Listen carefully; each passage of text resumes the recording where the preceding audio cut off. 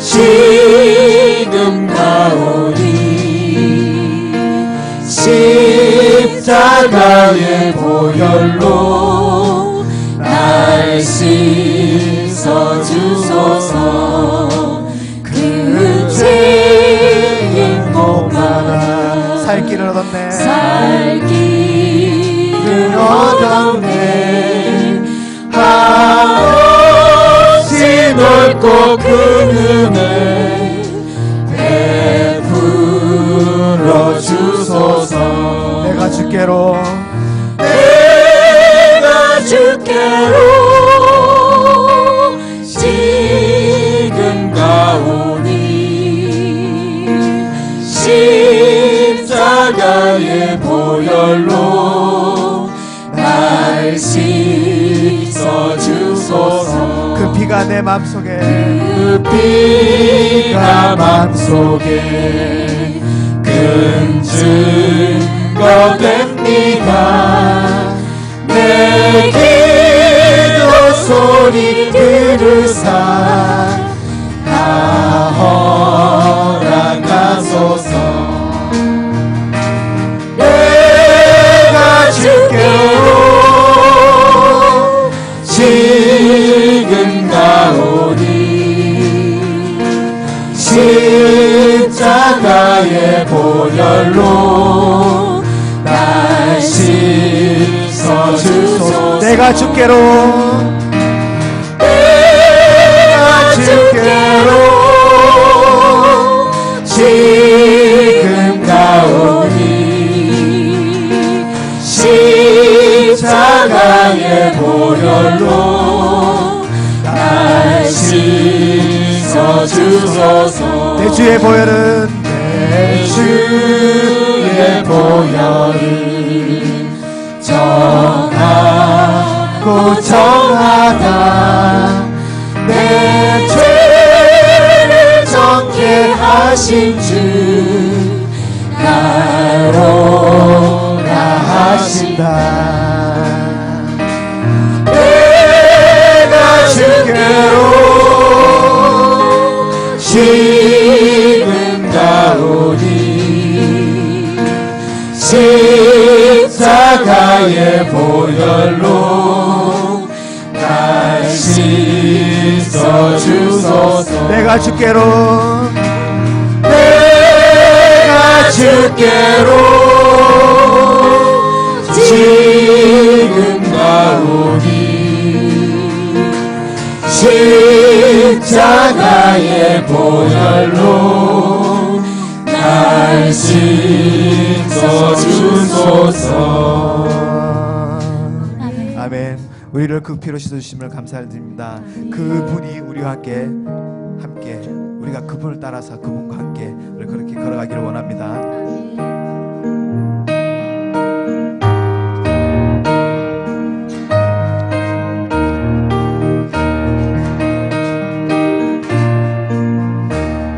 주와 같이 길 가는 것 즐거운 일 아닌가. 우리 주님 걸어가신 발자취를 밟겠네. 한 걸음 한 걸음 주 예수와 함께 날마다 우리 걸어 한 걸음 한 걸음 한 걸음 한 걸음 주 예수와 함께 날마다 우리 걸어가리. 주와 같이 길 가는 것 즐거운 일 아닌가. 우리 주님 걸어가신 발자취를 밟겠네. 한 걸음 한 걸음 주 예수와 함께 날마다 우리 걸어가리. 어린아이 같은 우리 미련하고 약하나 주의 손에 이끌리어 생명길로 가겠네. 한 걸음 한 걸음 주 예수와 함께 날마다 날마다 우리 걸어가리. 꽃이 피는 들판이나 험한 설짝이라도 부활서 인도하는 대로 주와 같이 가겠네. 한 걸음 한 걸음 주 예수와 함께 날마다 날마다 우리 걸어가리. 예서 지장의 옷까지 우리 들고 천국에 들려 올라갈 때까지 주와 같이 걷겠네. 한 걸음 한 걸음 주 예수와 함께 날마다 날마다 우리 한 걸음 한 걸음 한 걸음 주 예수와 함께 날마다 날마다 우리 걸어가. 한 걸음 한 걸음 한 걸음 한 걸음 주 예수와 함께 날마다 날마다 우리 걸어가리. 아멘. 아멘. 생각했던 것보다 이렇게 빨리 안 돼서 네. 박수를 막 치면서 찬양하고 싶었는데 속도가 좀 안 나오죠. 그래서 다시 한번 주와 같이 길 가는 것 즐거운 일 아닌가. 우리 주님 걸어가신 발자취를 닮겠네.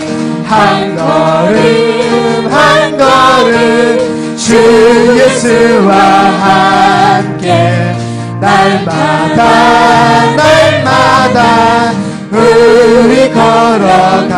한 걸음 한 걸음 한 걸음 한 걸음 주 예수와 함께 날마다 날마다 우리 걸어가리. 아멘. 네. 우리 주님과 함께 날마다 힘차게 박수치면서 그렇게 걸어갔으면 좋겠습니다. 그분이 우리와 함께 하시고 우리를 지키시고 어떠한 모든 것에 있어서 모든 것들을 지켜주시는 그런 분이십니다. 우리가 그분을 믿고 그렇게 날아갔으면 좋겠습니다.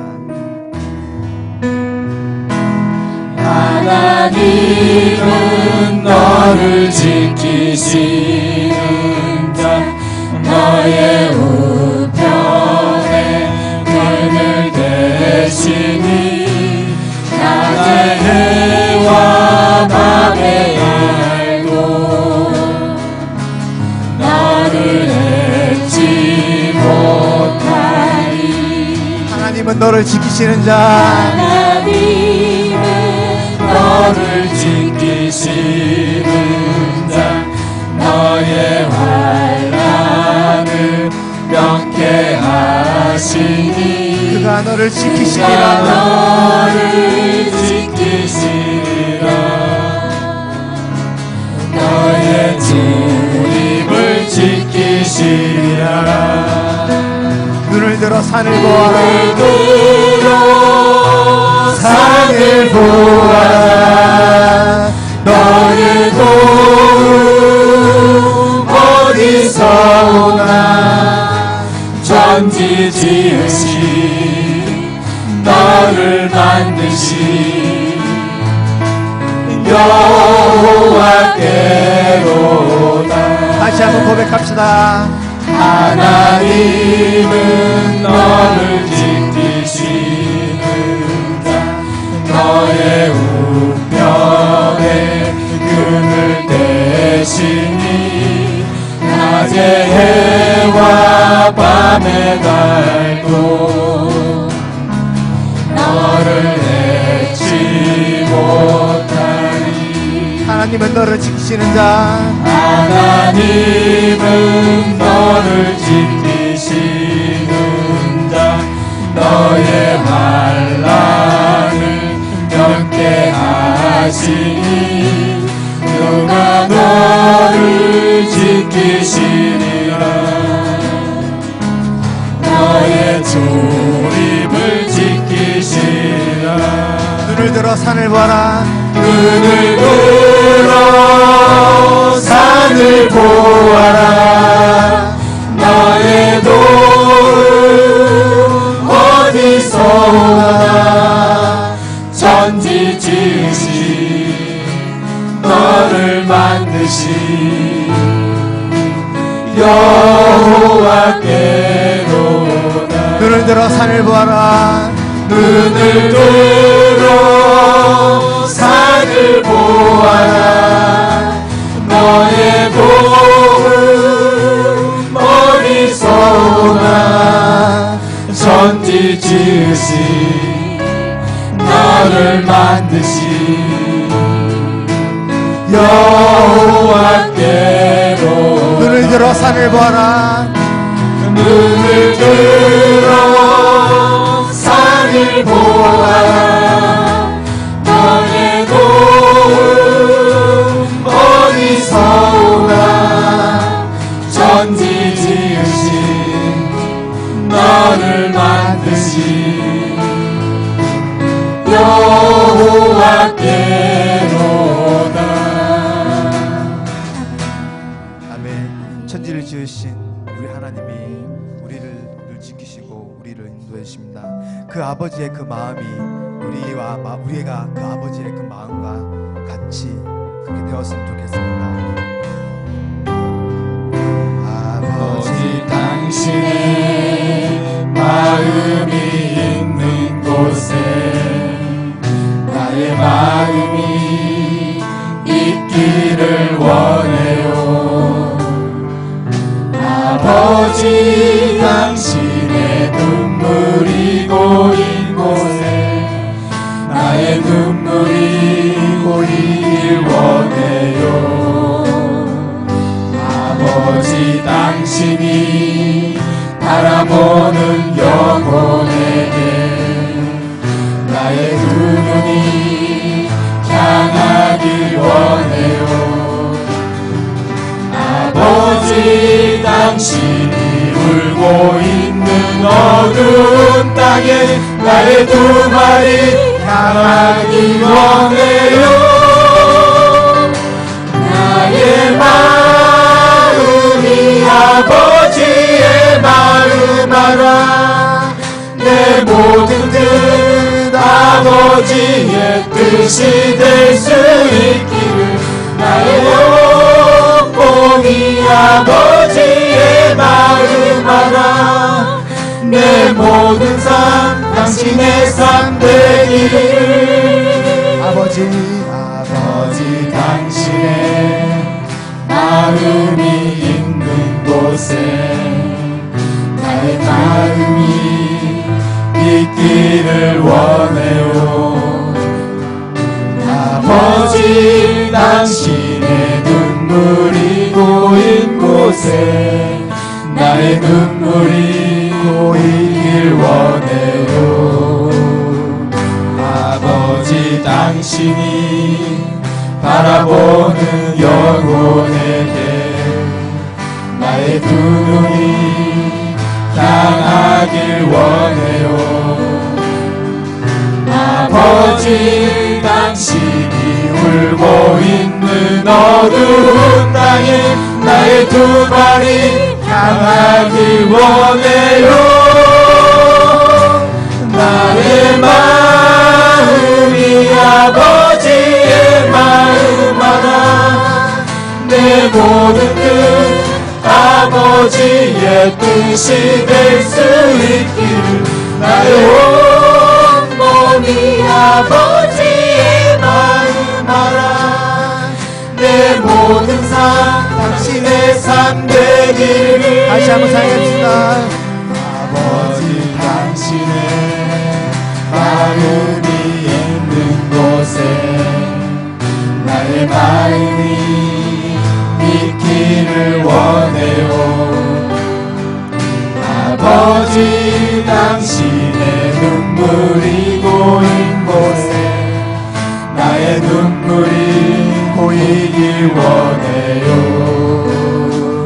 아버지 당신이 바라보는 영혼에게 나의 두 눈이 향하길 원해요. 아버지 당신이 울고 있는 어두운 땅에 나의 두 발이 향하길 원해요.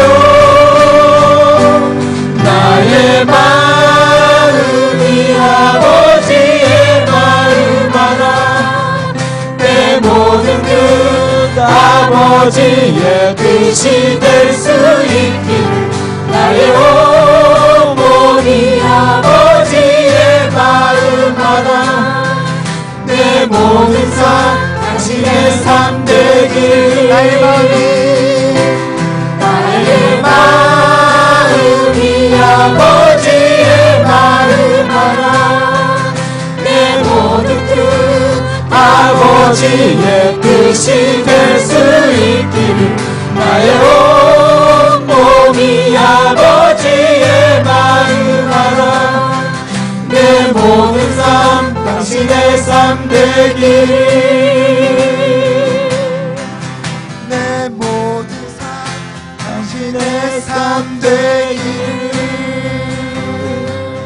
우리의 모든 삶이 아버지의 그 삶을 닮기를 원합니다. 우리가 이 시간 예배를 위해서 같이 기도하겠습니다. 오늘 오전에 말씀하셨던 그 말씀처럼 우리가 예배에 집중하지 아니하고 정말 두 마음을 품고 우리가 정말 예배 성령님의 임재함으로 하나님 앞에 예배를 드리지 않는다면 하나님이 우리의 모든 것들을 어떻게 보실지 모릅니다. 우리 같이 예배 이 시간에 성령 충만할 수 있도록 위해서 정말 하나님 우리의 마음을 붙들어 주십시오. 우리가 정말 신령과 진정으로 하나님 앞에 예배 드릴 수 있도록 하여 주십시오. 우리 같이 기도하는 시간을 가지겠습니다. 하나님 아버지 이 시간을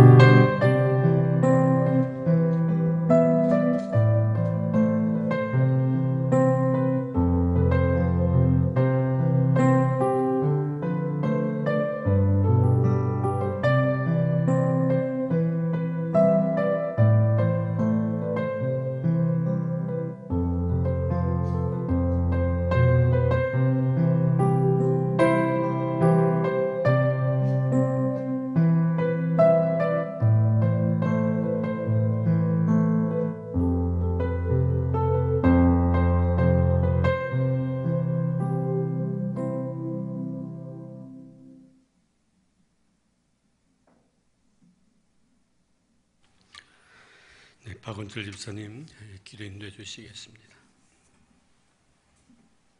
참으로 감사하신 하나님, 오늘도 거룩한 주일을 성숙케 하시고 온종일 주를 찬양하며 예배 가운데 거하게 하심을 감사드립니다. 우리의 삶이 언제나 주님을 닮아가는 삶이 되게 하시고 경배와 찬양이 풍성한 삶을 살아가도록 도와주시옵소서. 우리의 부족함을 아시는 주님, 올 한 해 성경 일독을 하기로 작정하였으나 제대로 실천하지 못하는 게으름을 용서하여 주시옵고, 가정 예배를 통하여 주님께 영광 돌리기로 하였으나 이마저도 바쁘다는 핑계로 한 주 한 주 연기하는 이 나태함을 용서하여 주시옵소서.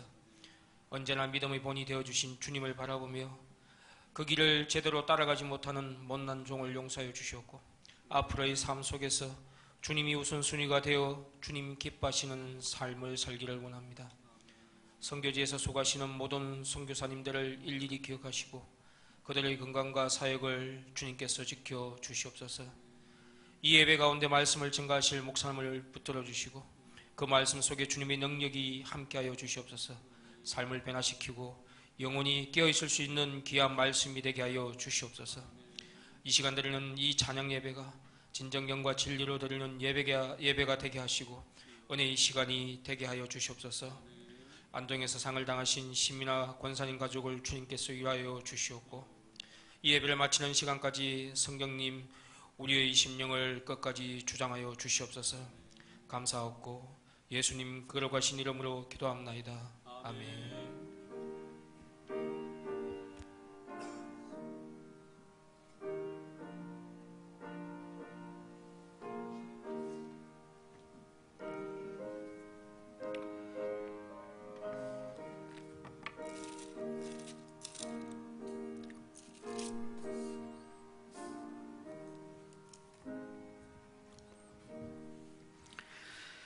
이 시간에 우리 주실 하나님 말씀 히브리서 11장 21절 한 절 말씀 봉독합니다.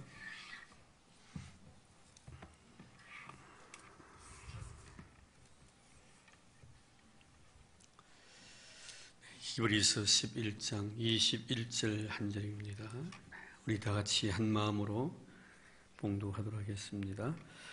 믿음으로 야곱은 죽을 때 요셉의 가가들에게 축복하고 그 지팡이 머리에 의지하여 경배하였으며 아멘. 네, 오늘 믿음의 사람 야곱에 대해서 말씀을 드리려고 하는데 오늘과 다음 시간에서 이틀 두 번 시간을 나누어서 말씀을 드리려고 합니다. 오늘은 야곱의 원래 모습을 좀 설명을 드리고 싶고요. 그리고 다음 주에는 그 원래 모습인 야곱을 이스라엘로 변화시켰던 하나님의 은혜에 대해서 이렇게 생각을 해보려고 합니다. 바울은 그의 서신을 통하여 믿음이 무엇인가, 믿음은 하나님이 우리에게 주신 선물이라고 이렇게 말씀을 하셨습니다. 하나님이 우리에게 주신 선물이 바로 믿음인데 이 믿음을 가장 아름답게 성화시킨 사람이 있다면 저는 이 야곱을 꼽고 싶습니다. 하나님 주신 그 선물을 너무너무 잘 이용했다는 것, 잘 사용했다는 것이죠. 잘 활용했다는 것입니다. 그래서 정말 이 믿음을 통해서 가장 복을 많이 받았던 사람이 바로 이 야곱이기 때문입니다. 저는 사실 처음에 하나님 당신 자신을 우리에게 말씀을 통하여 계시하실 때 나는 아브라함의 하나님, 나는 이삭의 하나님, 나는 야곱의 하나님이라고 이렇게 자신을 말씀하십니다. 처음에 이 말씀에 대해서 처음에는 제가 좀 회의를 많이 느낀 적이 있었습니다. 왜 그랬냐면 그 아브라함의 하나님, 이삭의 하나님까지는 참 이해가 되는데 하나님이 거룩하신 분이시잖아요. 근데 야곱의 하나님이라고 이렇게 말씀하셨을 때 그 야곱의 하나님은 이스라엘의 하나님이 아니라 야곱의 하나님이라고 말씀을 합니다. 차라리 야곱의 이름이 바뀌어져 가지고 이스라엘이 되어서 난 뒤에 이스라엘 하나님 이렇게 하면 참 좋겠는데 하나님은 계속해서 자신을 소개하면서 야곱의 하나님으로 소개하고 있었습니다. 그래서 그것이 저에게는 참 이해가 안 되었던 것이지요. 근데 어느 날 제가 말씀을 통해서 묵상을 하고 또 이 야곱의 하나님에 대한 것에 대해서 많은 생각을 했을 때 굉장히 감격스러웠습니다. 그래서 한때는 하나님 당신을 갖다가 소개할 때 나는 아브라함의 하나님, 이삭의 하나님이라고 했는데 그 두 가지에 대해서는 전혀 마음이 감동이 없었습니다. 근데 야곱의 하나님이라고 하는 그 순간에 제 마음속에 쨍한 감동이 있었고 그것 때문에 많이 울기도 했었습니다. 그것은 왜냐하면 그 야곱의 이스라엘로 변화되기 전에 그 야곱의 삶 자체가 우리 인생이 어떤 인생인가 하는 것을 자세히 설명해 주는 것 같았고 또 야곱의 생애를 보면서 저를 볼 수가 있었기 때문이었습니다. 가장 중요한 이유는 바로 그것입니다. 야곱을 통해서 저를 본 것입니다. 그럼 야곱의 하나님이 되지 못한다면 저의 하나님도 될 수가 없다는 그런 결론을 저는 맺게 되었지요. 야곱의 하나님이시기 때문에 저의 하나님도 되시구나. 아브라함과 이삭의 하나님 같으면 저의 하나님은 될 수 없었을 터인데 야곱의 하나님이시라고 하니까 저의 하나님도 되시구나 하는 것을 제가 발견하고 굉장히 감격했던 그런 시간들이 있었습니다. 그래서 지금은 제가 여전히 하나님에 대해서 아브라함의 하나님, 이삭의 하나님, 야곱의 하나님이라고 이렇게 신앙 고백을 하고 있습니다만 저는 아브라함의 하나님, 이삭의 하나님보다 야곱의 하나님이 더 좋더라고요. 그러고 저는 아브라함의 하나님보다 이삭의 하나님보다 야곱의 하나님을 더 사랑하고요. 더 좋더라고요. 그래서 아브라함의 하나님, 이삭의 하나님, 야곱의 하나님 할 때 그 야곱의 하나님이 얼마나 내 마음속에 강하게 정말 은혜로 다가오는지 정말 이루 말할 수 없는 그런 감격들을 가끔 하나님에 대한 제 신앙 고백을 드릴 때마다 느끼곤 합니다. 결국에는 이렇게 야곱을 갖다가 하나님께서는 이스라엘로 변화시키셔서 정말 하나님이 주시고자 원하셔서 그 놀라운 축복을 마음껏 주시는 그런 모습들을 우리는 성경에서 이렇게 봅니다. 자, 그러면 오늘 이 시간에는 이 야곱이 그 가정에서 태어날 때부터 그 가정을 떠나는 그 과정까지만 좀 이렇게 상고해 보려고 합니다. 그런 쌍둥이로 이 세상에 태어나죠. 그 어머니는 리브가였고요. 쌍둥이로 태어났지만 둘째로 이렇게 태어납니다. 둘째로 태어났는데 뭐 쌍둥이도 세대 차이가 난다는 그런 말도 없잖아 있습니다만 이 야곱과 에서는 정말 성격이 달라도 그렇게 다를 수가 없었습니다. 물론 성격이란 것은 다 부모를 통해서 그런 유전자로 인해서 물려받는 것들이죠. 그런데 저는 이 야곱의 성격을 보면서 이 야곱은 참 아버지 이삭을 참 많이 닮았구나. 또 에서를 보면서 이 에서는 참 그 어머니 리브가를 많이 닮았구나 하는 것을 많이 느꼈습니다. 물론 어떤 분들은 반대적인 의미로 생각도 할 수가 있겠지요. 에서는 그 아버지 야곱은 그 어머니를 본받았다고 생각이 되어집니다만 그러나 저는 반대적인 의미로서 이렇게 생각을 많이 했었습니다. 왜냐하면은 그 이삭의 성품 자체를 보면 상당히 좀 여성적이에요. 좀 감성이 좀 풍부하고요. 또 그리고 그 잔정이 좀 많은 편이었고요. 물론 욕심은 많이 있었지만 그래도 보면 그런 것도 많이 삶을 통하여 많이 느끼게 됩니다. 좀 여성적이었다는 것은 그 어머니 치마폭 안에서 늘 살았지요. 그래서 잔심부름을 참 많이 했었습니다. 자젤구제한 그런 일들은 어머니가 항상 심부름하면 굉장히 그것을 기뻐하고 즐거워하고 우리 성격들이 그렇잖아요. 좀 뭐 자젤구레한 그런 일들을 심부름시키면 남자들은 잘 안 하려고 합니다. 그거 꼭 내가 해야 되냐고. 여자가 해야 될 일을 왜 내보고 해야 되냐고. 그런데 이 야곱 같은 경우에는 그렇지 않았습니다. 그것이 아마 재미가 있었던 모양입니다. 어머니 곁에 늘 머물렀다는 것은 어머니가 하는 일이 참 좋았던 모양이에요. 그래서 집에서 밥하고 콩나물 대가리 떼고 뭐 일하는 자그마한 자잘구절한 일에 대해서 굉장히 그 매력을 안 느꼈겠는가. 그래도 가끔 보면서 밥을 하면 저기에 뭘 넣으니까 저렇게 맛있구나 하고 음식에 대한 그런 관심도 아마 많이 있었던 것 같아요. 그래서 이 야곱 같은 경우는 상당히 그 가정적이죠. 가정적인 그런 삶을 삽니다. 반면에 이 에서 같은 경우를 보면은 좀 다르지요. 에서는 좀 선이 굵은 사람입니다. 굉장히 호탕한 사람이고요. 또 동생 야곱에 비해서 굉장히 남성적인 그런 기질을 타고났습니다. 그리고 그의 몸에는 털도 많았고요. 그래서 호연지기를 아주 즐기던 그런 사람이었죠. 제가 호연지기라는 단어를 이렇게 쓰면서 제가 알고 있는 그 상식에 대해서 호연지기는 한 단면이기 때문에 제가 국어 사전을 한번 들춰봤습니다. 도대체 이 호연지기가 야곱에게 정말 어울리는 단어인가 했더니 에서에게 어울리는 단어인가 싶어서 찾아봤는데 정말 그렇더라고요. 이 호연지기 국어 사전에 세 가지로 이렇게 말했는데 첫째는 뭐냐면은 하늘과 땅 사이에 넘치게 가득 찬 원기다. 이런 호연지기가 하늘과 땅 사이에 있는 이 가득 찬 정말 넘치는 그 원기가 이걸 갖다가 호연지기라고. 그다음 두 번째는 뭐냐면은 도의의 뿌리를 받고 공명정대하여 조금도 부끄러울 것이 없는 도덕적인 용기다. 사실 이 에서의 삶을 가만히 보면 이런 것들이 굉장히 강해요. 그래서 아주 강한 그런 리더십을 가지고 있었고요. 굉장히 나중에 야곱을 잡아오기 위해서 400명의 군사를 거늘 정도라면 상당히 그 정의감이 있는 그런 사람으로 이렇게 성장되는 걸 보게 합니다. 그런데 가장 매력을 느낀 것은 세 번째예요. 호연지기 세 번째 이렇게 설명해 놓았습니다. 사물에서 해방되어 자유스럽고 유쾌한 마음이다. 어떤 사물에서 내가 완전히 해방이 되어가지고 아주 자유롭고 어떤 호쾌한 그런 마음을 가지는 거예요. 그래서 여러분 이 에스 같은 경우 보면 그의 활동 무대가 가정이 아니에요. 산과 들을 갖다 누비는 거예요. 이 우주 전체가 자신의 활동 무대인 것처럼 생각하면서 산 사람이 바로 에서였습니다. 굉장히 선이 굵죠. 큰 일을 할 수 있는 사람이고 대범해 보이고 남성적인 그런 기질을 가지고 있는. 나중에 우리가 또 생각을 해보겠습니다만 사실 이런 반면에 야곱은 좀 째째했죠. 선이 좀 굵지 못했고 아주 얇았고요. 그리고 형을 만나기 전에 하나님 앞에 이제 단판을 짓지 않습니까? 그때 여러분 이 야곱이 하나님의 응답을 받고 형을 만나는데 사실 형을 만났을 때 그 형의 모습을 가만히 보면은 이 에서의 모습을 보면 굉장히 그 마음이 넓습니다. 그래서 막 용서해 주는 거예요.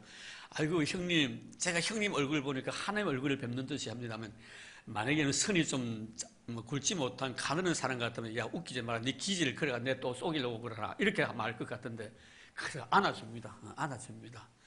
그래서 야곱이 나중에 못하고 합니까? 형님한테 내가 참 시세를 많이 졌는데 형님 저는 참 부자가 되었습니다. 이거 가져갈게. 왜 필요 없어. 나도 많이 가지고 살 정도로 아주 여유가 있는. 물론 나중에 더 받아가지만 처음에 그 정도 할 수 있는 그런 형의 모습을 우리가 성경에서 보게 됩니다. 사실 이 에서의 그 성품 자체는 그 어머니 리브가에게서 제가 많이 물려받았다고 말씀을 드렸는데 이 리브가의 그 어떤 성격이 여성이지만 굉장히 아주 활동적인 그런 여성상을 우리가 성경에서 많이 보게 되는데요. 쉽게 말하면 여장부죠. 이 리브가는 얌전한 사람이 아니고 굉장히 대범하고 여장부입니다. 그 창세기 24장에 보면 이 이삭이 파트너를 정하기 이삭이 미안합니다. 아브라함이 자기 아들 이삭의 배우자를 선택하기 위해서 몸종이던 엘리에셀을 갖다가 보냅니다. 보내서 이 엘리에셀이 버두엘이죠. 이 버두엘 그렇게 아브람과 아주 사촌지간입니다. 버두엘의 집에 있는 이 버두엘의 손녀입니다. 사실 이 버두엘의 손녀인데 이 버두엘의 집에 가가지고 이 리브가를 갖다 선택하는 과정 속에 보면 참 그 엘리에셀이 우물가에 가죠. 우물가에 갔는데 거기 보니까 아리던 아가씨가 하나 있는데 물을 길고 있는 거예요. 그래서 이 엘리에셀이 리브가에게 그렇게 요청을 합니다. 내 목이 마른데 물 한 컵만 달랬더니 보니까 아이고 드시라고 보니까 낙타가 있는 거예요. 아이고 낙타도 굉장히 목이 마르는 것 같네요. 내가 낙타를 내서 물도 끼렇게 하고 막 여자가 그 두루박을 갖다 막 해가지고 낙타에게 물도 막 주고 이럽니다. 나중에 이 엘리에셀이 이 리브가의 집에 가가지고 이제 리브가가 참 좋은데 우리 주인 아들 이삭에게 배우자가 필요한데 이 여자를 갖다가 이렇게 선택하면 참 좋겠다고 그랬더니 이 버두엘과 미안한데 그 아버지 버두엘과 그 삼촌 그 라반이 이렇게 말합니다. 엘리에셀에게 그 본인에게 그 좀 물어봐라고 본인에게 의사를 타진해라고. 그리고 엘리에셀이 이제 리브가를 찾아간 거예요. 찾아갔더니 리브가 하는 말이 단번에 네 그거 갈게요. 생각할 것도 없습니다. 좋습니다. 난 시집 갈게요. 그 거리가 얼마나 멉니까? 주의도 아니고 말이에요. 그래서 따라가는 거예요. 그리고 따라가고 결혼을 했는데 여러분 잘 아시다시피 이삭이 결혼했을 때의 나이가 40이었습니다. 그리고 60살까지 애가 없었습니다. 그리고 이제 60세 때 이제 쌍둥이를 낳죠. 20년 이후에 쌍둥이를 낳는데 그게 바로 에스와 야곱입니다. 야곱인데 참 중요한 것은 뭐냐면 이 야곱의 아버지 이삭이 180까지 삽니다. 180세까지 사는데 40세 장가를 140년 동안 아내를 갖고 사는데 유일하게 족장 가운데서 한 여자만을 사랑한 사람은 지난시간에 말씀드렸듯이 이삭밖에 없었습니다. 그 당시에는 일부 다처제가 허용이 되었습니다. 얼마나 능력만 있으면은 여자들을 갖다 자기 아내로 삼을 수 있는 그런 여건과 환경이 조성되어 있던 상태입니다. 그런데도 불구하고 왜 이삭이 평생 이 리브가만을 사랑하고 살아갔던가? 물론 첫째는 그 이삭의 성품이 상당히 유순하고 온순하고 좀 가정적인 것, 여성적인 것도 없잖아요. 있었겠지만 또 하나 생각해 보면은 이 리브가가 대단한 사람인 것 같아요. 자기 남편 보고 절대로 딴 데 눈 돌리지 말라고, 당신은 내만 봐고 살라고 아마 이 리브가가 이삭을 완전히 잡았던 것 같아요. 안 그랬으면 여러분 한 서너 명 정도는 여자를 데리고 살아갈 수 있는 능력이 있는데 왜? 성경 말씀에 보면은 그 이삭은요 하나님 앞에 복을 받아가지고요 거부가 되었댔습니다. 거부가 돈 많은 남자 안 좋아하는 여자가 어디 있습니까? 과거나 지금이나 그거는 똑같은 것 같아요. 아니에요? 에? 아닙니까? 요 사회도 보면요, 돈 많은 남자 같은 경우는 얼마나 여자들이요 사랑하는 것 같더라고요. 돈 보고 말입니다. 그런데 여러분 140년 동안 한 여자만을 사랑하고 살아갔다는 것은 그 리버가 역할이 대단했다는 거예요. 보통 여자가 아닙니다, 여러분. 물론 현숙하고 지혜로움도 있었겠지만요, 강력한 어떤 힘이, 여성의 힘이 있었던 것 같아요. 그 야곱의 그냥 막 리버가 큰 소리 한번 하면 하고 막 잠으실 정도로 아마 안 그랬겠나, 그런 생각을 저는 가끔 이 성경을 읽으면서 우리의 삶이니까 그렇게 한번 생각도 해보고 했었습니다. 그래서 이 에스의 성품이 아주 호연지기를 즐기는 이런 성품을 가지고 있었던 것은 그의 아버지 에스가 뭡니까? 이삭이 아니라 그의 어머니 리버가 영향을 굉장히 많이 받았다 하는 것을 제가 그 에스의 삶을 통해서 제가 제 나름대로 분석한 것입니다. 사실 뭐 이 리버가는 굉장히 여장부다운 그런 기질이 있었기 때문에 그런 피가 아마 이 에스에게 흘러갔고, 이 에스는 결국에는 자기의 활동 무대는 가정이 너무 좁았다는 것이죠. 그래서 산으로 들러 누비면서 짐승을 잡는 사냥꾼이 된 것입니다. 자, 이제 우리 다시 한번 야곱으로 돌아가 보겠습니다. 사실 야곱은 이 쌍둥이 태어났지만 성장 과정 속에서 처음에는 몰랐습니다. 뭐 형하고 뭐 동생이니까 그냥 형님 했겠죠. 아니면 막 먹을 수도 있을 것입니다. 왜냐면 뭐 같은 몇 시간 차이 안 나고 태어났는데, 우리 교회도 요새 쌍둥이가 만나가 나 아직도 애들 얼굴 구분은 잘 못합니다만 뭐 그러면서 언니 하겠어요. 자, 뭐 네 내 일 안 하겠나 이겁니다. 물론 그랬지만 그도 서열적으로는 동생으로 이렇게 성장되어 갑니다. 근데 차츰 사춘기가 지나고 난 뒤에 조금 철이 들으니까 무슨 생각이 드냐면은 이 동생에 대한 컴플렉스가 이제 생기는 거예요. 왜 나는 같이 태어났는데 왜 나는 동생이고 말이야. 그리고 가만히 보니까 동생이 되면 아버지께 주시는 아름다운 그 기업을 갖다가 형에게 다 돌아간다고 한다. 이게 참 억울한 일이에요. 그런데 문제는 뭐냐면 이런 성장 과정 속에서 그 어머니 리브가가 사랑했던 아들은 에스가 아니고 야곱이었다는 것이죠. 이 야곱이었는데, 이 야곱에게 어머니가 임신을 했을 때 하나님께 그에게 주시던 귀한 메시지를 왜 전하지 아니했겠는가. 항상 불평했을 거예요. 엄마한테. 엄마, 나는 왜 동생으로 태어났단 말이야. 또 형한테 똑같이 태어났는데 왜 내가 형이라 불러야 하고 왜 나는 이렇게 살아가야 하냐. 그에 대한 불만을 갖다 아마 어머니에게 아마 토로했을 거예요. 그럴 때마다 여러분, 어머니는 분명히 야곱에게 약속했을 것입니다. 야곱아, 사실 내가 너희들을 갖다가 임신했을 때 하나님께 나에게 주신 귀한 음성이 있는데 그것은 앞으로 아버지의 기업을 네 형이 받는 것이 아니고 네가 받는다. 네가 앞으로 장자가 될 것이다. 사실 이런 아마 꿈을 갖다가 아마 이 리브가가 야곱에게 심어줬다고 저는 생각이 뜨어지는데, 왜냐하면 장자에 대한 굉장히 열망이 강했다는 거. 자기는 둘째 아들로 태어났으면서 열 마음속에 뭐예요? 나는 장남이라는 거. 왜? 하나님께서 우리 어머니를 통해 그런 말씀을 주셨기 때문에 나는 비록 육신적으로는 둘째로 태어났지만 하나님이 나를 인정해 주셔. 나는 첫째라는 생각을 늘 가지고 살아가는 거예요.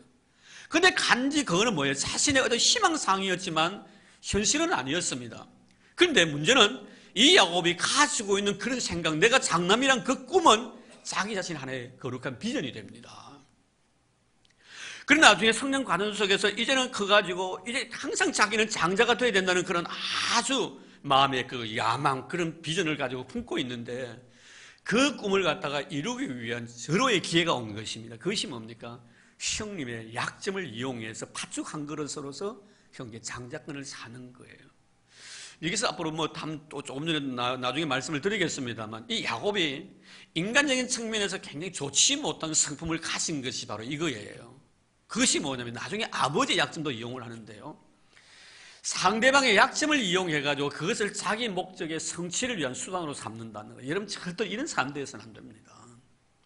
누구든지요, 그 사람의 약점이 있습니다. 아킬레스건이 있는 거예요. 근데 그것을 이용을 해가지고 자기 개인의 어떤 목적 성취를 위한 야망의 수단으로 삼는 이런 사람들이 참 많습니다. 아주 야비하고 째째하지요. 그래서 가끔 그런 사람들 우리 어렸을 때 많이 보잖아. 니 그걸 할래? 난 이거 알고 있는데. 하면 그냥 아무 말 못합니다. 약점을 알고 있다는 것은 그 사람으로 하여금 힘을 못 쓰게 만드는 것이죠. 큰 소리 땅 치면요, 니 조용히 안 하냐? 말 한마디 하면 그 의미를 아니까. 상대방의 이런 약점을 알고 있다는 것은요, 참 여러분, 이건 좋지 않는 거예요. 그래서 우리가 보면은 사단의 습성이 뭐냐면요, 상대방의 약점을 보게 하는 거예요. 성령께서 주시는 은혜는 뭡니까? 상대방의 좋은 점, 장점을 보게 하는. 그래서 성령에 의해서 사로잡힌 사람들의 삶의 모습을 보면 항상 상대방에게 배우려고 합니다. 좋은 점을 배우려고 하는 거예요. 그런 약점이라고 생각하지만 그 약점 자체를 나에게 적용을 그것을 좋은 것으로 받아들이고 노력하는 사람이 성령 안에서 살아가는 사람의 특징이에요. 그런데 사단은 뭐냐면 좋은 장점 속에서 자꾸 약점을 갖다 끄집어내는 거예요. 저 사람은 저래서 마음에 안 들고 저 사람은 저래서 마음에 안 드는 거예요. 이게 뭐예요? 사단의 속성입니다. 저는 여러분들 꼭 말씀드리고 싶은 것은 절대로 상대방의 어떤 약점을 이용해가지고 자신의 목적을 성취하는 이런 야비한 사람은 되어서는 안 돼요. 이게 바로 야곱의 원래 속성이었습니다. 결국 여러분 이렇게 상대방의 약점이었던 이 형이 배고픔을 참지 못한다는 이 약점을 이용해 팥죽한 거로서 장자의 명분을 사는데 문제는 바로 이겁니다. 이 에서의 입장에서는 그것을 대수롭지 않게 생각한 거예요. 하나님이 나에게 주신 이 장자의 기업이라는 것을 너무 쉽게 생각한 겁니다. 그런데 야곱 입장에서는 뭡니까? 팥죽 한 그릇을 가지고 그것을 산다 할지라도 그 산다는 그 자체는 지금까지 내 마음에 품어왔던 내 개인의 거룩한 비전이었습니다. 꿈이었습니다. 내가 한번 형이 되고 어떤 방법을 통해 내가 형이 되고자 원했던 것은 야곱이 가지고 있었던 자기 자신에 대한 꿈이었습니다. 그 순간 팥죽 한 그릇을 가지고 동생의 장자권을 파는 그 순간 또 파간 팥죽을 가지고 형의 장자권을 사는 그 순간에는 에서 입장에서는 대수롭지 않는 것이었지만 야곱 입장에서는 엄청난 사건이었다는 거예요. 오늘 여러분 우리가 신앙생활에 나가면 이런 경험들을 참 많이 합니다. 내가 바라볼 때는 아무 대수롭지 않는 것이지만 하나님 바라보실 때는 굉장히 중요한 일일 수가 있다는 거예요. 너가 나에게 잘못을 범했기 때문에 내가 너를 싫어하는 것은 대수롭지 않아요. 누구든지 그렇게 할 수가 있기 때문에. 근데 하나님이 바라보실 때 정말 영적으로 살아가는 우리가 그 사실에서 내가 싫어할 때는 굉장히 하나님이 거기에 대해서 선회하신다는 걸 우리가 알아야 된다는 거예요. 이런 자그마한 것에서 하나님께서는 그것을 대해서 굉장히 깊은 의미를 부여하실 때가 얼마나 많은지 모릅니다. 우리가 성경 말씀에 보면 마태복음에 보면 마태복음 25장에 나타나 있는 마지막에 양과 염소의 비유 속에서 주님 하시는 말씀이 뭡니까? 지극히 작은 자에게 행한 것이 나에게 한 것이라고 말씀하잖아요. 그 지극히 작은 것은요, 남들이 바라볼 때는 굉장히 대수롭지 않는 것들이에요. 너무 가벼운 것들이에요. 지극히 작은 자에게 여러분 그저 밥 한 그릇만 주어도요 굉장히 마음에 만족합니다. 큰 사람들에게는 돈을 100만 원, 1000만 원을 줘보세요. 그저 용돈 정도로 생각하지요. 근데 그 지극히 작은 자에게 베푼 것이라고는 저는 많은 것이라고 생각되어지지 않습니다. 굉장히 적은 것입니다. 그런데 하나님은 그 자그마한 것에 엄청난 의미를 부여하고 있었다는 거죠. 이런 우리의 삶 속에서 이런 것들이 우리의 삶 속에 얼마나 많은가. 나는 그저 대수롭지 않다고 그냥 치부해버렸던, 가치 없는 것을 치부해버렸던 그것이 하나님 바라보실 때 너무나 귀한. 지금 에서 입장에서는 정말 중요한 것인데 불구하고 그것을 가치 없이 여겼을 때 이 야곱의 입장에서는 그것을 너무나 가치 있게 생각했다는 것이죠. 결국 여러분 이 사건을 통해서 주객 전도가 되어버립니다. 이제는 장자가 차자가 되고 차자가 장자가 되어버린 그런 순간입니다. 오늘 여러분 이런 기회를 절대로 여러분 놓치지 않는 여러분 되기를 바랍니다. 정말 남들이 바라볼 때 하찮은 것일지라도 하나님 바라보실 때는 정말 귀하게 생각하시는 것이라고 여기고 그것을 볼 줄 아는 그런 아름다운 영적 안목을 우리가 간직해야 되리라 생각이 되어집니다. 결국 하나님께서 비록 지금은 야곱의 부족한 점들을 인간적인 야곱에 대한 이야기를 합니다만 이런 야곱의 인생의 삶 속에서 하나님이 바라보실 때는 매력이라는 것은 하나도 없는 사람이에요. 그런데 그에게 매력을 느낀 것이 바로 이거거든요. 하나님의 관심이 무엇인가였죠. 하나님의 관심이 무엇이었는가였죠.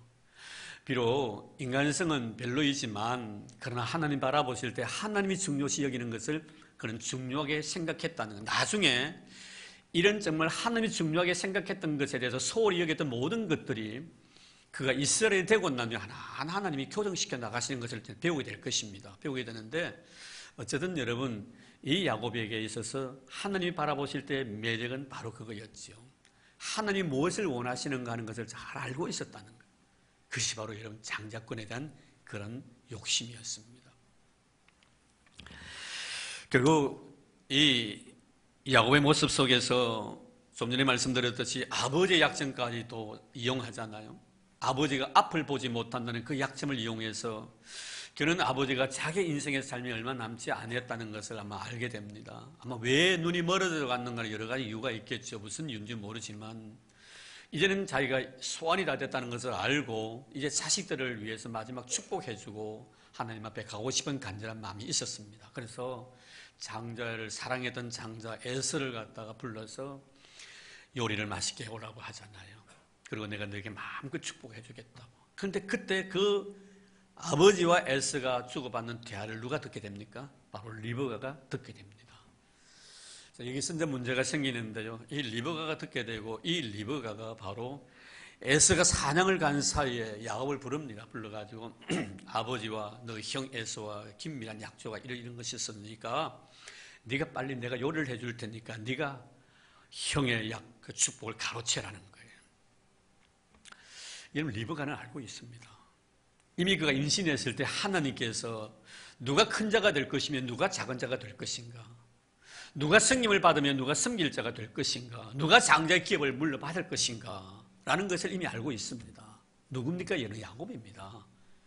큰 자가 어린 자를 갖다가 작은 자를 섬기리라. 분명히 하나님께서 리브가에게 그 말씀을 주신 거예요. 근데 중요한 것은 뭐예요? 주셨으면 여러분 우리가 지금 이 장자권을 갖다가 이미 밭죽 한 그릇을 통해서 샀고 또 아버지가 장자에게 주실 아름다운 축복을 갖다가 이 야곱이 가로채는 과정 속에서 어머니와 이 야곱이 모의를 했다는 거죠. 아버지의 약점을 갖다가 이용해가지고 아주 인간적인 방법으로 그 축복을 가로채었다는 문제입니다. 자, 문제는 바로 이거죠. 왜? 야곱이 나중에 참 많은 세월이 흐르고 난 뒤에 그가 바로왕 앞에서 130년의 세월을 보내고 난 뒤에 뭐라고 말합니까?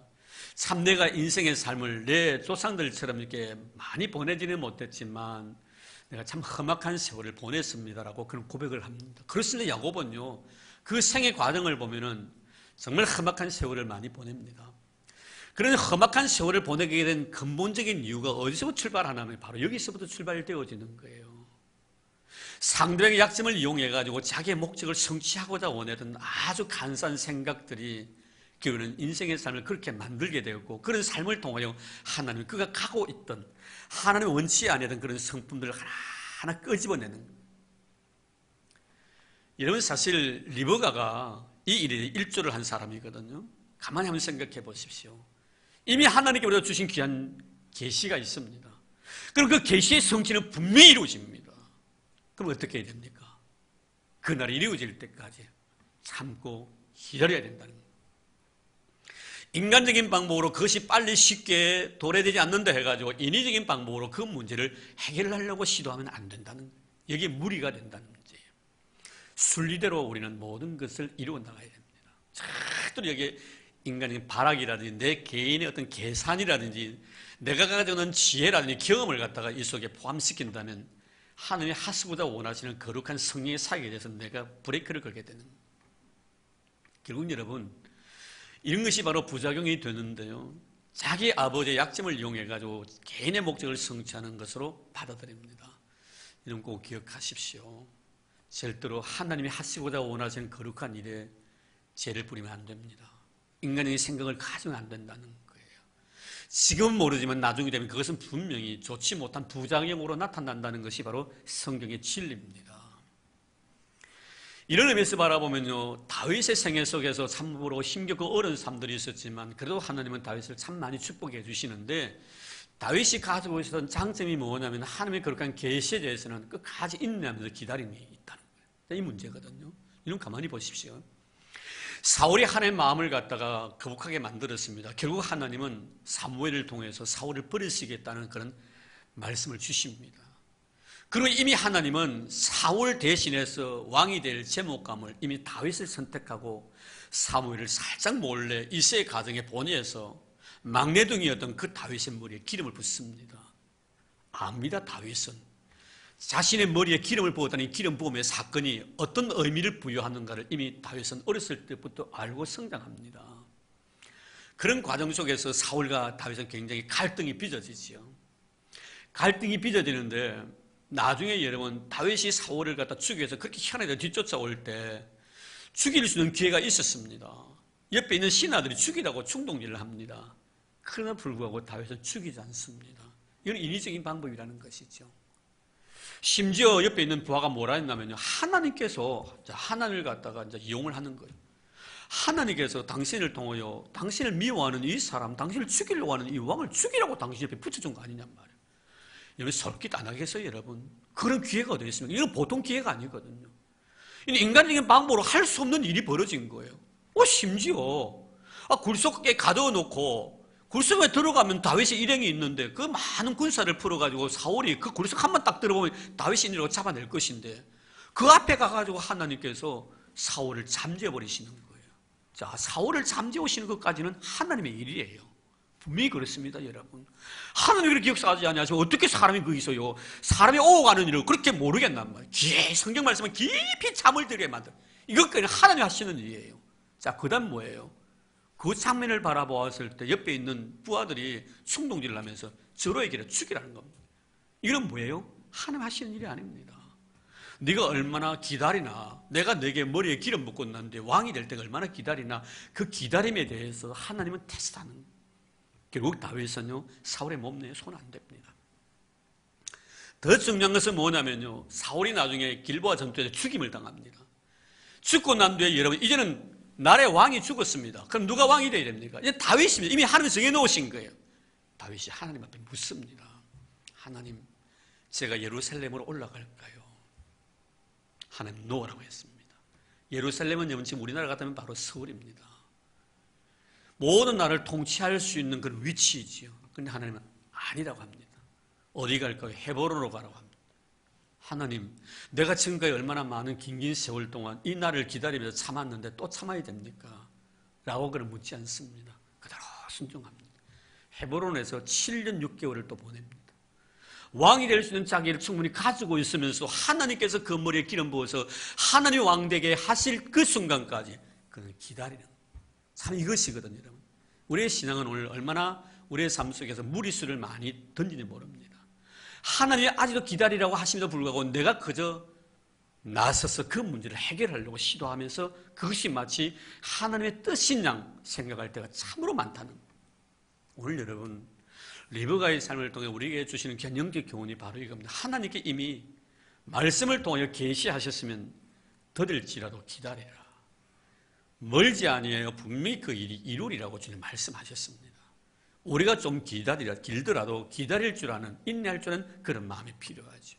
그래서 다윗은 그 시편 37편 말씀에 보면은 이렇게 말씀합니다. 이 앞에서 잠잠하고 참아 기다리라. 하나님 앞에서 잠잠하고 참아 기다리라고 이렇게 말씀하고 있습니다. 우리가 신앙생활을 하면서 이것은 굉장히 철칙입니다. 말씀을 통해서 나에게 계시한 것이 있다면 분명히 하나님은 그 계시의 말씀을 성취하십니다. 그 속에 인간적인 생각을 가미시키지 마십시오. 하나님의 뜻이라고 함부로 나서지 마십시오. 그분이 하실 때까지 내가 잠잠히 참아 기다리면 하나님은 하나님이 하실 일을 이루어 나가시는. 오늘 여러분 리브가를 통해 우리가 이 귀한 영적 교훈을 받게 되는 것입니다. 이제 그의 어머니와 모의를 해서 앞을 보지 못하는 아버지의 약점을 이용해서 결국에는 축복을 가로챕니다. 여러분, 좀 전에 말씀을 드렸습니다만 이것은 굉장히 사단이 즐겨 쓰는 그런 방법이란, 여러분 우리 성도들은요 삶의 과정이 그러합니다. 참 우리가 하나님 앞에서 내가 죄를 해결할 때 나는 죄 지은 것이 없는 것 같은데 뭘 또 죄를 해결해야 됩니까? 라고 반문하실 분도 없지 않아 계시겠지요. 근데 우리는 적든 크든 간에 어떤 사건일지라도 그 사건 자체에 대해서 동기와 과정과 결과는 선해야 된다는 것을 우리에게 말씀해 줍니다. 하나님 앞에서 축복을 받는 것은 참으로 아름다운 일이에요. 참으로 선한 일이에요. 정말 주님께서 원하시는 바입니다. 저도 가끔 이렇게 신앙 생활을 하면서 여러분들을 섬기면서 부모들이 가끔 애들을 데리고 저에게 어디를 가기 전에 축복 기도를 받아오는 사람이 있고요. 또 어떤 분들은 자식을 키우면서 첫 월급 탔다고 선물을 사가지고 저에게 이렇게 가져오는, 목사님 제가 첫 월급을 탔습니다라고 그렇게 가져오는 그런 청년들도 있었습니다. 언제는 한번 제가 우리 목사님들끼리 모여서 이렇게 이런저런 이야기를 하는데 한 목사님이 자기 교회 청년을 굉장히 자랑하더라고요. 어떤 자랑을 하면은 우리 청년들은 첫 월급을 타면 자기한테 다 가져온다는 거예요. 그래가지고 축복 기도를 받고 간다는 거예요. 제보고 묻더라고요. 목사님 교회는 안 그래요? 그래서 그때는 그런 것이 없어가지고 그 당시 웃고 넘겼어요. 그래서 이제는 제가 할 말이 하나 생겼어요. 나도 그걸 한다고. 이런 가만히 보면요, 누구든지 간에 정말 이렇게 축복을 받고 싶은 것은 하나님이 원하시는 바죠. 하나님이 원하시는 바죠. 그것을 하나님이 하시고 싶어 하십니다. 근데 문제는 뭐냐면은 이런 동기나 과정이나 결과 자체가 참 아름답고 선해야 되겠는데 이 속에 인위적인 방법이 가미될 때가 문제라는 문제입니다. 여러분, 리브가는 자식이 아버지 앞에, 자기가 사랑하는 아들이 아버지 앞에 축복받고 싶어하는 마음은 누구에게나 있습니다. 근데 왜 이런 방법을 선택하느냐는 문제예요. 아버지의 약점을 이용해가지고 눈을 가리고 결국에는 둘째가 첫째의 자리처럼 있는 것처럼 해가지고 그 축복을 가로채는 이런 모습은 우리가 결코 권장해야 될 모습은 아니다는 거. 이 일로 인해 왜 권장해서는 아니 될 문제인가 하면 이 일로 인해서 문제는 뭡니까? 가정이 파괴된다는, 가정이 파괴된다는. 첫째는 뭐예요, 여러분? 이 편의 사건을 통해서 아마 부부끼리의 갈등이 있었을지 모르겠는데 그것은 성경에 다뤄놓고는 있지 않습니다. 문제는 뭐냐면 부모와 자식의 관계가 갈등이 된 거예요. 부모와 자식의 문제예요. 그럼 형제끼리 문제가 일어나는 거예요. 형제끼리 문제가. 에서가 야곱을 이제는 증오하고 미워합니다. 아버지의 약점을 이용해 속였습니다. 아버지에게는 야곱이 몹쓸 놈이 된 거, 물론 축복을 해주었지만 이럴 수가 있나 이거예요. 거짓말까지 시켜가지고 아버지의 신뢰를 갖다가 이제는 흐트리게 된 야곱의 모습. 결국 일로 인해 야곱은 그 가정을 떠나게 되는 것입니다. 사단의 목적이 바로 이것입니다. 목적 자체는 선한 거예요. 좋은 것 아니냐고 말합니다. 그러나 과정과 동기 자체를 무시하게 만들어버립니다. 어떤 방법을 통해서도 결과를 좋게 만들면 된다는 것이 바로 사단의 술책이라는 것을 우리는 알아야 합니다.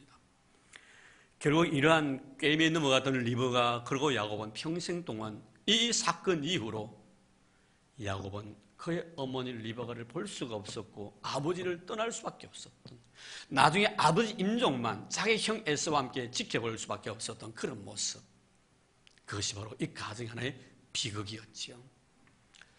결국 야곱은 이 사건을 통하여 그 가정을 떠나게 됩니다. 오늘 우리가 살아가면서 우리의 삶 속에서도 우리가 어떤 일을 할지라도 그 동기는 항상 선해야 합니다. 그는 우리의 신앙 양식이 잘 알고 있잖아요. 하나님의 말씀이 그것을 말씀하고 있잖아요. 그리고 우리가 그 사건을 진행해 나가는 모든 과정들도 선해야 합니다. 이런 절대로 결과만 좋게 나타났다고 해서 동기와 과정을 무시하면 안 됩니다. 우리 성도들은 동기와 과정을 소중히 여길 줄 아는 자가 되어야 합니다. 그리고 결과에 대해서 만족할 줄 아는 이런 마음을 가지고 살아가야 된다는, 이것이 바로 오늘까지 야곱이 그 가정에 있었던 이야기입니다. 이제 다음 시간에 제가 여러분들에게 이 야곱이 이 가정을 떠나면서부터 드디어 하나님은 야곱을 향한 연단의 기간으로 들어갑니다. 순탄하지만은 않을 것입니다. 엄청난 시련과 고난이 그 앞에 도사리고 있다는 것, 이것을 우리는 배우게 될 것입니다.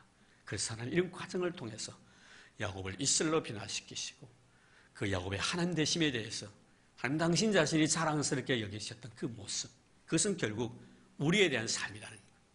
오늘도 하나님은 나의 하나님 되심에 대해 굉장히 자랑스러워하고 계십니다.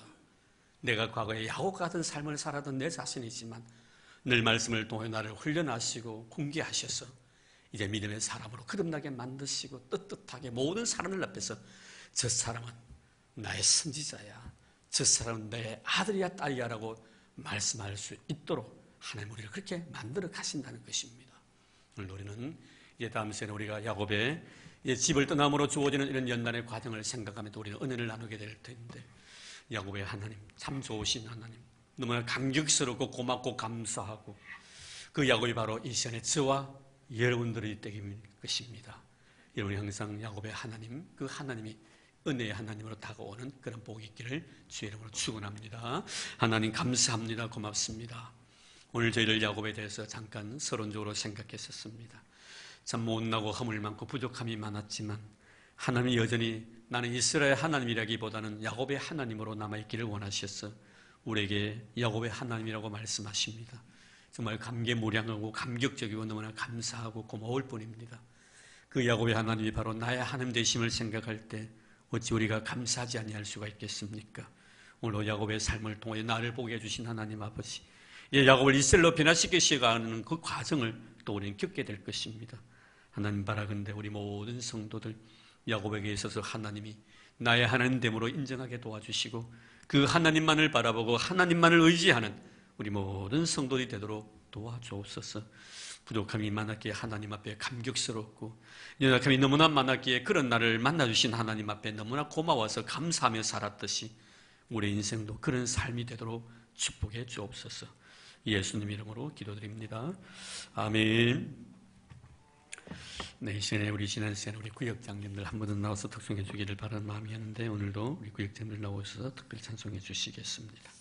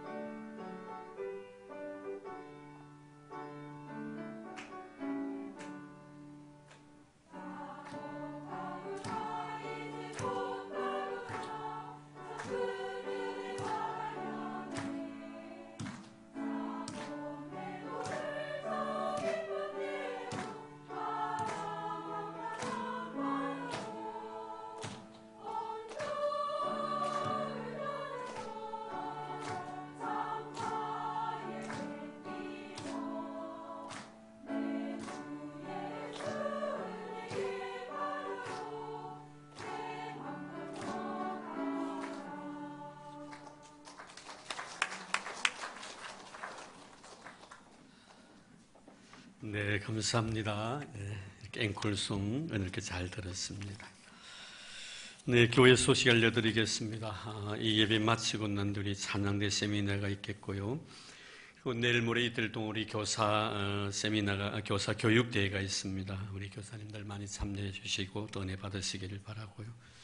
우리 예배 마치고 난 뒤에 3시 반에 지금 15분입니다만 좀 안 됐습니다만 3시 반에 저희들 교회에서 우리 신민아 권사님 위로차 안동을 출발하려고 합니다. 그리고 이진들은 6시 반입니다. 6시 반에 가시면 되니까요. 또 우리 운전하실 분도 다 정해져 있으니까 같이 가실 분들은 남아주시면 고맙겠습니다.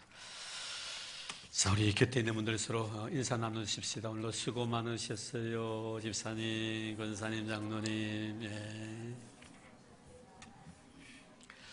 저 뒤에는 좀 이렇게 조명이 어두워가지고 여러분들이 잘 안 보여. 제가 앞에는 아주 밝아서 잘 보이는데 앞자리에 오시면 더 좋은 자리가 될 줄로 믿습니다. 그 자리에 또 꿀을 발견하는지 잘 안 일어나는 것 같더라고요. 우리 교인들 보면 다 예배 자리는 자기 자리가 다 있어요. 자리가 있는.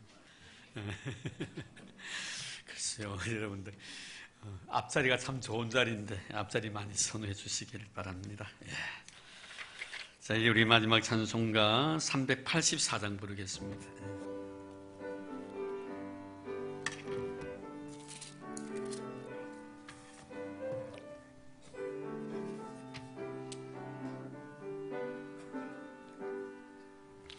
나의 갈 길 다가도록 예수 인도하시니 내 주 안에 있는 긍휼 어찌 의심하리요.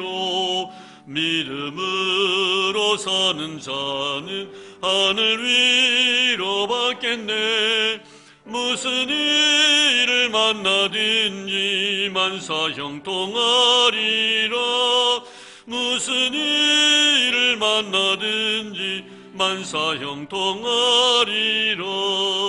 나의 갈 길 다가도록 예수 인도하시니 어려운 일 당한 때도 족하는 내 주시네. 나는 심히 고단하고 영혼 매우 가라나 나의 앞에 반석에서 샘물 나게 하시네. 나의 앞에 반석에서 샘물 나게 하시네. 나의 갈 길 다가도록 예수 인도하시니 그의 사랑 어찌 큰지 말로 알 수 없도다. 성령 감화받은 영혼 하늘나라 갈 때에 영영 부를 나의 찬송 예수 인도하셨네. 영영 부를 나의 찬송 예수 인도하셨네.